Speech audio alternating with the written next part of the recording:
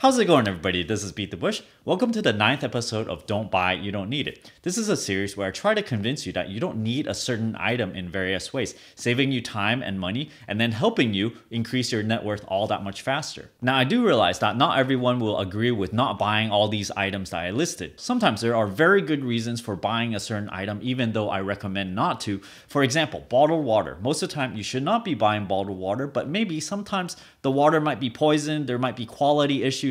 In those cases, then yes, there is a very good need and very good reasons for buying bottled water anyway. The first thing I like to talk about is fidget spinners. Now, I don't even have one of these myself, although I do want to have one. However, after reading some news articles about these fidget spinners containing lead paint, I'm a little skeptical of trying to figure out which one does not have lead paint at which I can buy safely. Now, you might say any inferior product brought from China might also contain lead paint, and this is very, very true, especially the low-cost ones. For the typical consumer, we can't really tell which products really does contain lead paint or not. By the time we buy and then we find out later on due to health issues, it's probably going to be too late already. So my stance with fidget spinners is I'd rather be safe than sorry, so I'd rather just buy a really smooth bearing, one of those ABEC 5 or ABEC 7 ones, and then just make my own. Now, as this channel grows bigger, I'm a big fan of buying test equipment, things to test things out that other people cannot do. In order to test for lead in certain items, you need a thing called an XRF meter.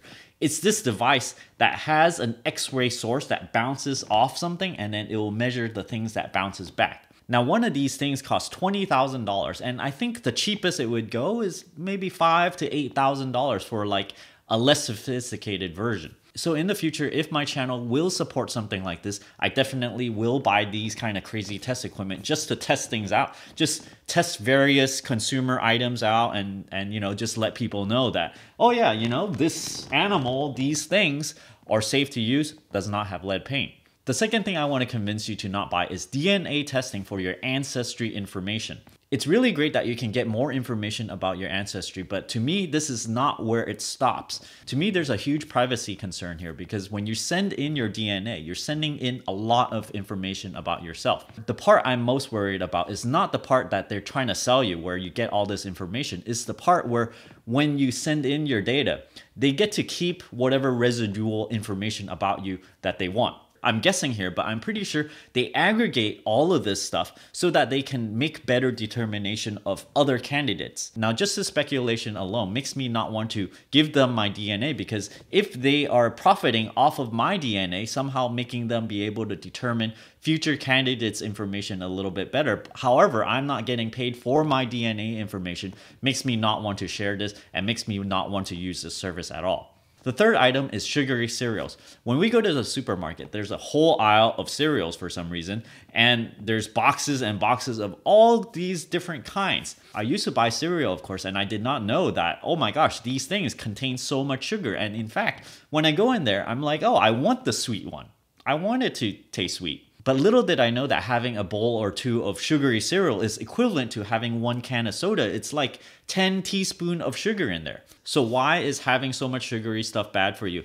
It can cause diabetes. Once it enters your system, it's going to cause an insulin spike. And I do not think I need to belabor this point of having too much sugar is really bad for you.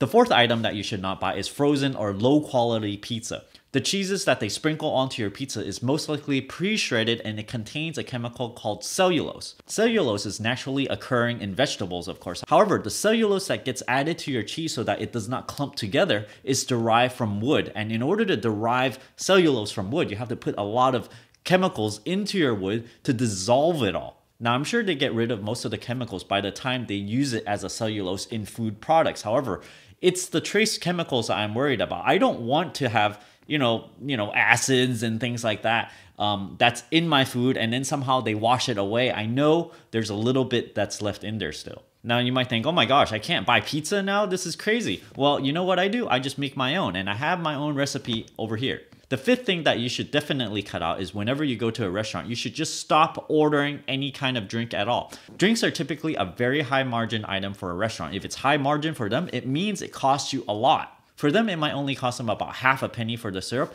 In fact, the cup probably costs them more than the syrup itself. Of course, it's going to be hard to cut out sugary drinks if you normally drink a lot of soda. So this is something that you need to work yourself into. You drink a little bit less each time, knowing that sugary drinks are really, really detrimental to your health. It's going to cause you a lot of health problems further down. Now, there's also alcoholic drinks that can add to your tab. So the less of these drinks that you buy at a restaurant, the better, because then you're going to save a lot more. You do not need to buy a sugary drink. You don't need to buy a beer or an alcoholic drink. You can just have water. I hope you enjoyed these tips on not buying these products. And if you believe me, you're probably going to save a lot more, increasing your net worth all that much faster.